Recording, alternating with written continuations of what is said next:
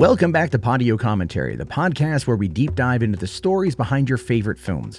Today we're revisiting the 2011 science fiction action film Rise of the Planet of the Apes, directed by Rupert Wyatt and also starring the incredible Andy Serkis alongside James Franco, Frida Pinto, and of course John Lithgow. This film not only rebooted a classic franchise, but it also revolutionized the use of performance capture technology. Join us as we explore the origins of the film, the groundbreaking production challenges, and the significant impact it had on both audiences and the future of visual effects in cinema. All of that and more here today on Podio Commentary. Hey everyone, how's it going? My name is Matt Jarbo. Welcome back to another episode of Podio Commentary. We are back talking about the Apes movies. This time we're going to be talking about Rise of the Planet of the Apes. This film came out in the summer of 2011. I think it was like August 5th, 2011 is when this thing came out. I've only seen it now twice. I saw it originally when it came out back in the day, and then I just never went back to it. I don't know why, and then I also have never seen Dawn or War, which will be the next two films I watch as I kind of get myself prepared to watch the upcoming Kingdom of the Planet of the Apes. Hopefully in the next week, I'll be able to dive into that movie. But this is one that I just kind of went back to on a whim last night. I've been thinking about how to get back into Podio Commentary, how to get myself back into this whole world of just chatting about films that I love. And obviously this is one of those movies that I think is severely underrated based upon at least what I saw last night. And I can tell you right now, there's a high probability that it's only going to get better as we get into the Matt Reeves movies, because this film was directed by Rupert Wyatt. That's a name you might not recognize, because honestly, when I was watching this last night, I was like, wait a minute. Was it Rupert Wyatt or was it Rupert Saunders who did this movie? Was this the guy who did the Snow White and the Huntsman movie? Was this that guy? Or was it somebody else? And it was actually the other Rupert. It was the Rupert Wyatt who did The Escapist and hasn't done much, actually. His career is not really as big as you think it would have been, considering the pedigree of this film, considering in my personal, and you could almost somewhat argue professional opinion, that the movie itself was actually really good and did pretty well, if I recall. My notes here will definitely have more than information as we get further into it. But still, this is one that you figure it would have done well enough to give this guy something else to do. Because the people who wrote it, this would be Rick Jaffa and Amanda Silver. They are a husband-wife writing duo, executive producing duo, who's got a pretty decent track record of films here. Looking at their IMDb right quick, they wrote and produced The Hand That Rocks the Cradle, the Rebecca De Mornay kind of erotic thriller. I don't know if I call it erotic. It was definitely something along those lines from back in 1992. They also did the Sally Field revenge movie Eye for an Eye. They wrote that. They wrote The Relic, which should not be confused with Mimic, because those both came out around the same time and only one of them was directed by Guillermo del Toro. But then that was in 97. And then in between that, they did a mockumentary called Love Shack. And then they were able to get their hands on working on Rise of the Planet of the Apes. In fact, they actually were involved with all of the films, with the exception of only producing War for the Planet of the Apes, which I would argue most likely, was probably co-written by Matt Reeves. But they also were involved in the story of the 2020 remake of Mulan. Take that for what you will. They wrote the story for Jurassic World, which makes sense because that's kind of something up their alley. It feels like very Spielbergian, to be fair. And then they also were involved in Avatar: The Way of Water, where they wrote the story. They wrote the script. They wrote apparently the script for Avatar 3, and they've written the stories for Avatars 4 and 5. So obviously Rick Jaffa and Amanda Silver, they're pretty connected in Hollywood. So they decided that they wanted to work on this. This goes all the way back to 2006, apparently. Rick Jaffa read an article about a pet chimpanzee that didn't adapt well to human environments. This actually is what sparked the idea for his chimpanzee revolution, i.e. the rise of Caesar. And it did pretty much perfectly fit into the Rise of the Planet of the Apes narrative. Jaffa and Silver then developed the concept into a screenplay and were able to get it in front of 20th Century Fox at the time and then get it sold. It had struggled to find its footing for a couple of years until the late 2000s when James Franco, Andy Serkis, and Rupert Wyatt were able to then breathe new life into the production. I would argue at that time, probably having James Franco as the lead in 2010, 2011, he was kind of at the height, I would argue, back then. And of course, Andy Serkis coming off of the amazing, Gollum portrayal, Lord of the Rings, King Kong, a lot of mocap stuff he was involved in. A lot of people out there really do love Andy Serkis. And I think, again, having Rupert Wyatt, people probably thought it was Rupert Saunders because, I don't know, maybe. I have no idea. They wanted to not just like reboot the franchise, but they wanted to kind of like create the base foundation that would then lead into what we know about the original story, right? The story of the Icarus, the story of, God, what was Charlton Heston's character's name? I know they called him Bright Eyes in the movie and everything else, and so they wanted to kind of like set that tone for this and show us like how everything kind of fell apart. And they did a really good job. I without getting too far ahead of myself here, I do want to point out that the end credit sequence for this movie is largely one of the better ones that you've ever seen, right? I really feel that way because it's kind of like the best way to describe the ending of it is the virus gets released and then it's a pilot who's a total dick and we're okay with this guy dying, let's be fair. And he ends up going to the airport in San Francisco, major international airport. And then from there, it just goes and spreads and spreads and spreads and spreads. There's a little bit of like a logical fallacy with the way that the virus spreads, to be fair, because he contracted the virus when Tyler Labine's character sneezed on him and got it on him directly.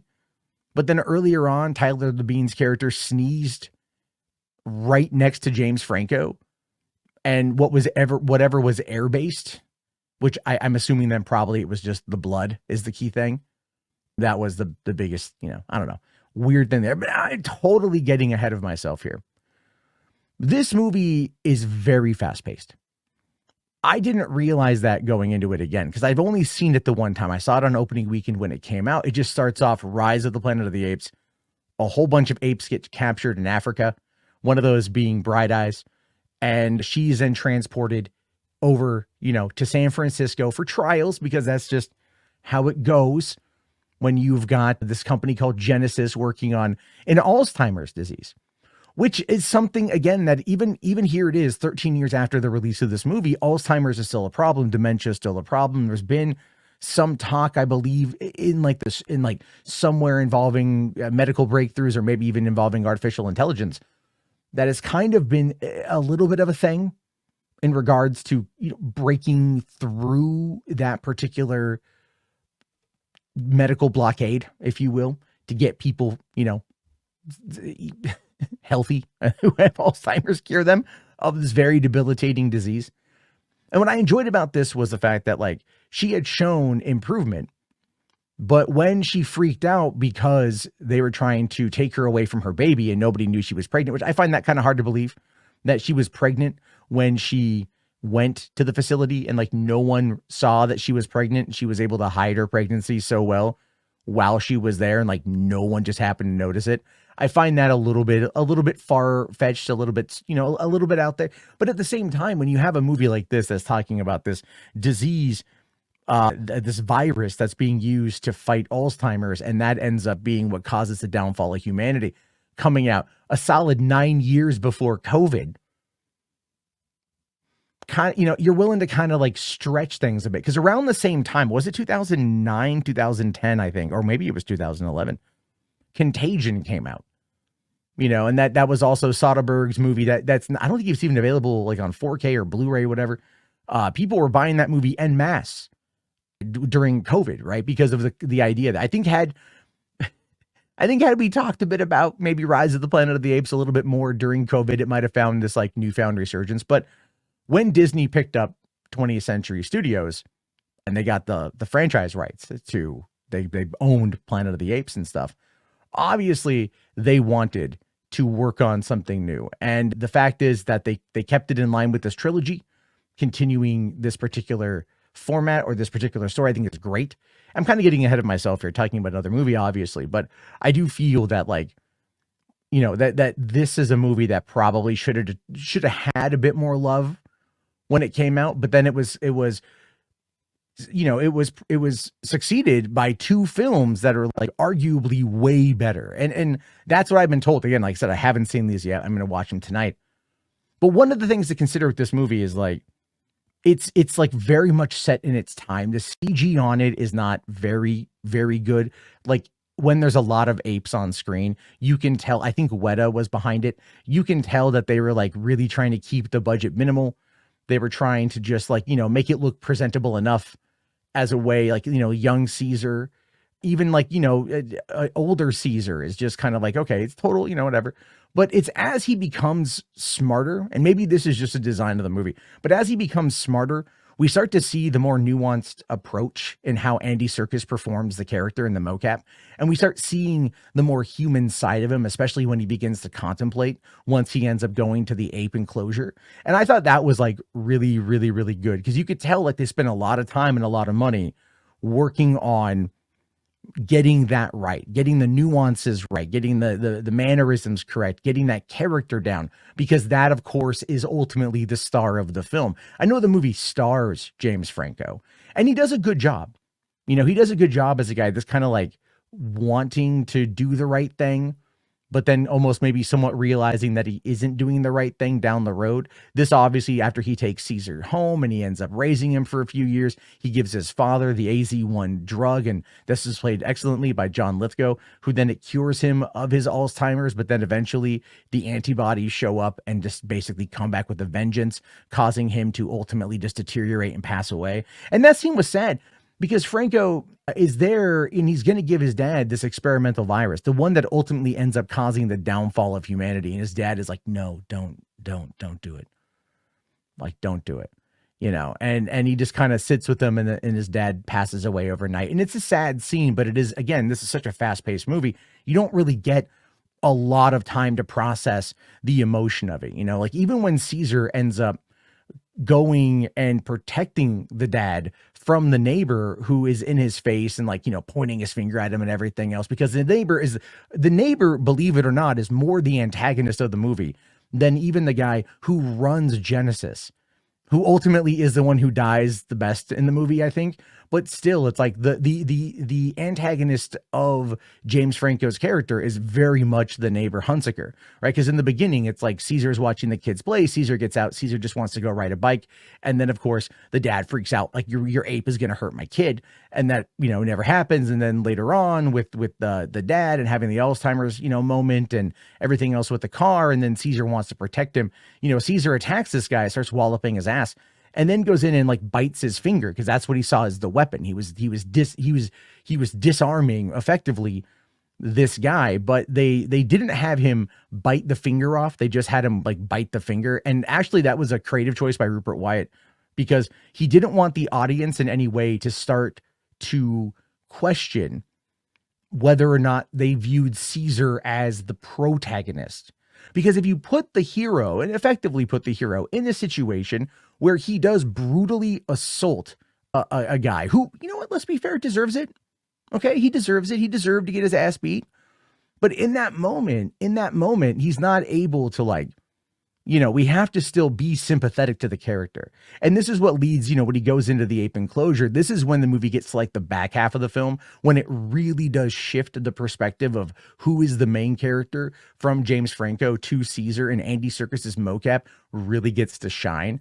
I think is just wonderful. Now, I know people out there might disagree with me, and they might go, but what about Dodge? What about Tom Felton's character? Wasn't he really the antagonist? No, he was a blockade.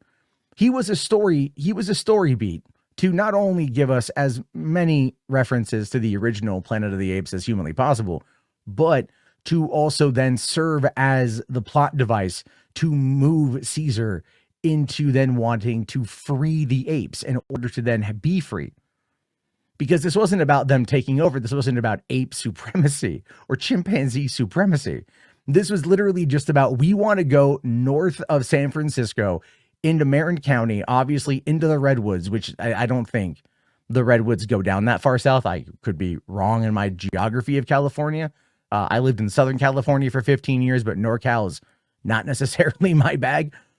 But they just want to go live in the woods, man. That's all they want to do, you know? And it's like, obviously that ended up being a big problem. Like, but what I love though is like how Caesar starts to kind of dismantle things from within and then start to teach people, to teach the other apes, to kind of like showcase that you're smarter than what you think you are. And he does this by, at first, you know, he gets his ass beat by Rocket, who's like the big alpha ape, you know, that's there. And then he sneaks out, he frees Buck, the big old gorilla, and then brings in Rocket, tricks him to come on in there, and basically is like threatens him with the gorilla. And then, you know, Rocket just bends the knee.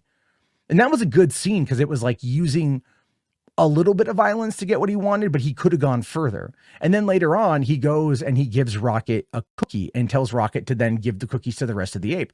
And the big orangutan there, whose name I forget right now, but the big orangutan is all like, why give Rocket a cookie? And he's like, his apes alone are weak. Apes together are strong. And then that monkey is all like, or that orangutan is all like, oh, monkey's stupid or ape's stupid. And then that gives Caesar the idea, oh, what if I go and I get more of this stuff and I make these apes smart as well? And that was like an interesting plot device because he sneaks out. He could be free. He goes back home. He grabs the other virus, which for some reason there's like 3 canisters still in the fridge. Of course, at this point in time, James Franco's character does not know that that virus is ultimately what is going to cause the downfall, because he doesn't really, you know, he doesn't know about that. He doesn't even really like care so much about that, because we know that Tyler Labine's character is sick and he's trying to like talk to the doctor, and that's when he coughs on Hunsaker, the neighbor, right? And then they find him dead right before the climax of the movie. Therefore, like, oh, something else is going on here. Here's your B plot, and your B plot clearly is going to tie into like the next movie. It's going to tie into the next phase of things. So again, when they were establishing the groundwork of the movie, I think that's really smart, because like it shows you like, you know, the Icarus going up, and it's like, oh, it's been 8 months since they left to go to Mars or whatever it was. And then it's like, okay, cool. So we kind of know where we stand in the Planet of the Apes timeline, at least this timeline, because this timeline will eventually tie into the original timeline, but it also could potentially tie into the 2001 Tim Burton movie, which I've done a Podio commentary on for just like the making of the film, which I need to go back and watch the whole thing again, because I remember, and I'm gonna probably end up defending the Tim Burton Planet of the Apes movie, because I do remember really liking it. I like most of the movies that I've seen. You know, I've seen the originals, I've seen the Tim Burton ones, and I've seen Rise. I need to watch. There's now 3 ape movies I need to watch this week, and with any luck, I'll be able to get to it. But when Caesar like comes back and he's got all the smart apes, right? And then Dodge comes in, and Dodge is trying to like just, you know, be a total jerk, right? Total Draco Malfoy this entire thing. And then, you know, they end up like getting into a fight. He's got the stun gun. Caesar grabs the hose to kind of turn the tables back on him. And of course he gets zapped, and that kills him, which I don't know if that would actually be enough to kill him, but they kind of established that this particular stun gun, I think it's a cattle prod, that this particular cattle prod can like put out some serious voltage. So obviously that's meant to show his death. But then you've got the other guy that's there who was kind to them. And when the apes go to beat his ass, Caesar's like, no, you know, and then he puts him in a cage gently, you know, like kind of like that scene from the Joker where like he kills that one guy, and then there's that other dude, and he's all like, I'm not going to kill you. You were always really nice to me. This is why it pays to have empathy, folks. Like in movies, the empathetic character usually survives. Okay, because they don't, especially if it's like where you've got an anti-hero that's kind of the protagonist of the film, because you want to see them kill the bad people. You don't want to see them kill the good people. Although in reality, that guy would be murked. You know, there's even a scene as the apes are like escaping. They go to Genesis. They free the other apes, especially Koba, right? Good old Koba, you know. And then like there's a what is it, animal control guy, and he shoots one of the apes, one of the chimpanzees, with a net, and he starts dragging them off, reminiscent of the original. And then there they all are above on the roofs of the buildings, and they're all holding like spikes from fences as a spear. So total throwback to the original movie, which is good. I like that quite a bit, but it is a little cheesy upon like watching it again and looking at it through more of a critical lens, even though I was still wildly having a blast watching this movie. And they didn't kill that guy either. So their whole goal was not to like kill humans. Even though the humans are trying to kill them, they were still actively trying to not kill them until they get to until they get to the Golden Gate Bridge, where they have this like excellent standoff. You know, cops don't know what to do. Cops are trying to stop these apes from going into the woods, and they're like, let's barricade off the bridge, man. You know, and then you've got like the sheriff, and you've got the Jacobs, David Oliowa, whatever, I mispronounced his name. Anyway, great actor. I hate mispronouncing names so much. But then they're like in the helicopter, and they're like, take out the leader. And then there's like this whole scene where like they've got a machine gun, and they like swoop around the Golden Gate Bridge, and he's just like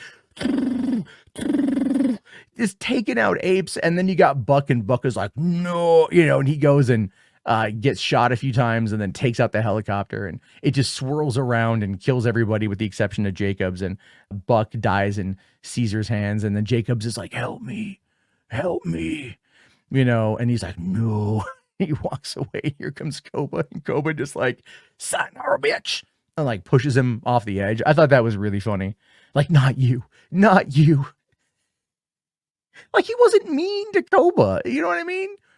Like, Koba recognized the name Jacobs. Jacobs was impressed with Koba. Like, I don't like that. To me felt kind of weird, because it's like, if he would have been a jerk to Koba, I could have understand that, right? If he was like Tom Felton's character of Dodge, and he would have gone and been like a total jerk, you know. But granted, at the same time, he did order all the other apes to be killed, and he did order more tests on Koba. So maybe, you know, Koba's been around for a while. He's been in the game. The dude's been a test subject for years. They make a comment about how he knows what to do when they're going to go give him the disease or give him the virus. He like, yeah, all right. You know, just gets himself like all snuggled on the bed, and, you know, and then of course gets away a little bit. And that's where the virus goes to Tyler Levine's character, which, I mean, again, it's predictable.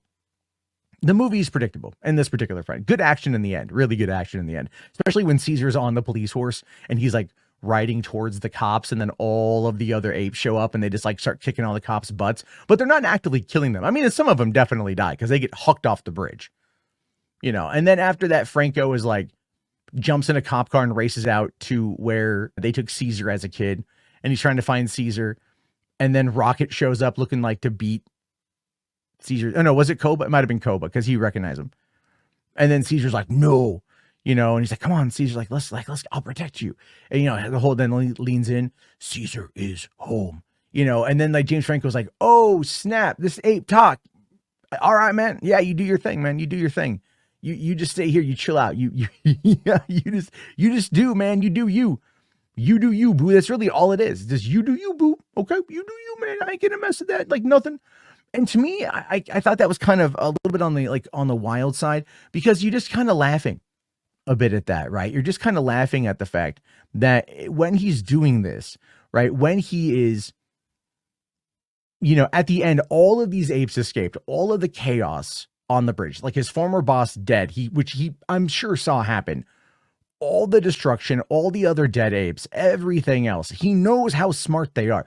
And his whole approach is still this like, yeah, you do you, man. You do you. You have a good time, and we're just going to let this kind of be a thing. You know, you just you're home. You be free. You be free. And then like that's basically where the movie ends. Is just, you know, Caesar climbs up to the top of a tree. All the other apes climb to the top of a tree.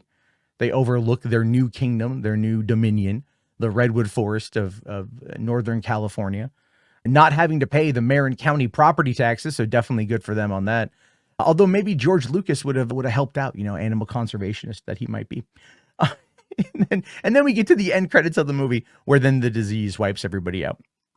And that's kind of where the movie itself, to some extent, is kind of like tonally all over the place, because like it ends on a real like dour note. You know, you're like, okay, the apes are free, but we know that there's a virus. We know that it eventually is going to come and take out it. This is called Rise of the Planet of the Apes. you know? So obviously it's the prequel. Obviously it's what we're building up to. And I just think to me, it's really funny because I would love it. Like just in that movie, I think to myself, like, we don't have, like, this is like not really much of an ending. They got away, but what's going to happen next? And then of course there's Dawn. I mean, like, and Dawn takes place like 10 years later. So we already know about that. I just think the whole thing is pretty interesting. So let's talk about like the aftermath of the movie. And this is kind of my favorite part of the podcast, is always like what happened with it. So the movie had a $93 million budget, opened to $54 million, and I think walked away with $481 million worldwide. It did really well on critical scores, right? Rotten Tomatoes gave it an 82%. Metacritic gave it a 68%. Critics did highlight the film's intelligent direction, striking visual effects, and of course, Andy Serkis's epic performance. And to be fair, this is one of the reasons why I like to think that these mocap actors deserve an award. They deserve to be recognized at the Oscars. Same with stunt performers. I think it's ridiculous that two of the most physically taxing performance jobs that we have in this industry are oftentimes just completely overlooked. Same with voice acting, but that's a whole other conversation for another day. Audiences did like the movie as well, giving it an A- cinema score. Roger Ebert seemed to dig the movie. The movie, you know, did well enough for Fox to really dive in and give it the trilogy that it deserves. And now we're moving into a new set of films, and that is pretty awesome, actually. Like 13 years later, we are moving on and getting more out of the Planet of the Apes without it being a reboot. That was actually a big thing people were talking about when Disney announced that they were going to be going back to the drawing board and that they were going to be doing more Apes movies. I mentioned this before, but nobody wanted there to be a reboot. Nobody wanted that. They just tell the story, what we got with the Caesar trilogy, and move forward from there. And I think that's the best course of action. And of course, the great thing is right now on Disney Plus, they've got all the Apes movies prominently featured right there on the homepage of Disney Plus. If you have the Hulu integration, you will see that. And that is awesome, because that means that a lot more people who might not have seen this in 2011 when it came out are now going to be able to sit down and enjoy not just this movie, but all of them. And I'm excited to dive back in myself and, of course, talk about them here on Podio Commentary. We do have a voicemail line for 323-400-4956. I did put the word out today asking if anybody wanted to. They did not, but it was last minute, right? But if you want to leave your thoughts about any of the upcoming movies, you guys can find me on Twitter at Podio Commentary, Podio Commentary, here on YouTube at 3 Buck Theater. I'll talk to you guys later. Thank you again. Have yourself a great day. This is Matt, and peace out.